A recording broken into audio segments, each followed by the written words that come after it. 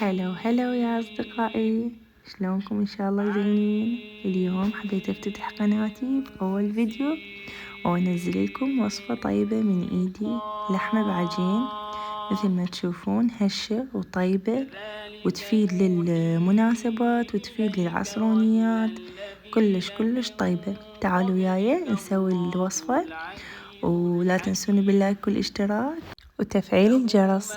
مثل ما تشوفون جبت بصلاية وفلفلاية ومطاوة على النار، قليل من الزيت وأحمسهن زين. نضيف الفلفل والبصل ينحمسن مثل ما تشوفون لحد ما لونهن يتغير، ووراها أضيف اللحم.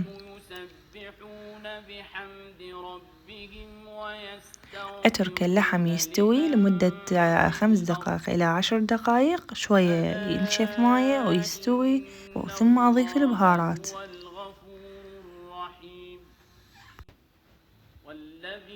وهنا ضفت نصف ملعقة كوب البهارات السبعة، تكون هاي بهارات مشكلة من عند العطارين، بس تروحين تقولي له بهارات مشكل وينطيك بهارات السبعة قولي له. وهنا عندي نص ملعقة كوب فلفل أسود، وتقريبا ملعقة كوب ملح، وربع ملعقة كوب كركم. يا بنات الكركم يسوي الطعم كلش طيب بالأكل، خاصة باللحم بعجين. فمثل ما تشوفون من بعد ما حمسته جبت طماطة مثومة ناعمة وسط نقول، ونعوفها تحمس. أنا حطيت اللحم هيجي صفح وحطيت الطماطة بصفة، وأغطيه وأعوفها لمدة 10 دقايق وأرجع لها. مثل ما تشوفون تكون دايبة ذوب، أخلطها سوية وأضيف معجون أيضا شوية على صفحة. ضفت معجون يحمس شوية على مود لا تكون مثل ما نقول الشوخرة مال المعجون، طعمه طيب. حمس شوية، ضفت له شوية مي وخلطته. مثل ما تشوفون يا بنات الطعم دمار والله، كلش طيبة، وأنصحكم تسووها.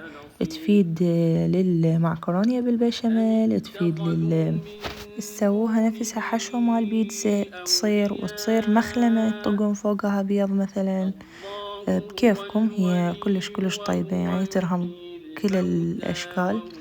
وضفت له دبس رمان أخير شي، يعني قبل لا أطفي شي شغلة دقايق ضفت دبس الرمان.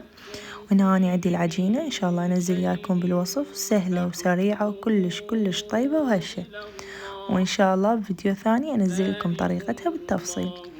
وفردتها للعجينة على كيفي، وهاي العجينة ترهم للبيتزا، ترهم للفطاير أيضا، يعني ترهم لكل شي. أنا أسوي كمية من عدها كبيرة وأحط بالثلاجة بالمجمدة اللي فوق، أجمد يعني كمية كبيرة، لأن أنا عندي أطفال بالبيت وعائلتي ما شاء الله يحبوها كلش، فلهذا أنا أسوي كمية. فسويت هاي الكمية قدامكم على مود الفيديو ما يصير طويل. حطيت كاتشب اختياري، أنا أحب أحط كاتشب، هي صح صلصة وكذا بيها، بس أنا أحب أحط. مثل ما تشوفون جبت الحشوة وهماتين هسه حوزعها بشكل متساوي على العجينة. أول وصفة أنزلها بالقناة، وإن شاء الله تعجبكم، وإن شاء الله أكون خفيفة الظل عليكم. وأي وصفة تحبون أنزلها كتبولي بالتعليقات، ولا تنسوني باللايك والاشتراك وتفعيل الجرس أحبتي. وأني بشكل عام أحب أسوي هيجي سوالف بالبيت، وما أحب أشتريهم من برا صراحة. أولا الطعم، ثاني شي النظافة، ثالث شي عائلتي يحبون هيجي سوالف. ودخلتها للفرن وشويتها على درجة حرارة 180 مثل ما تشوفون. ويا بنات طلعتها من الفرن، طعمه يجنن مثل ما تشوفون، الهشاشة بالشكل الحلو والطعم دمار، وأنصحكم تجربوها. وإن شاء الله ما أكون ثقلت عليكم، وربي يعطيكم الصحة والعافية متابعيني، وشكرا جزيلا.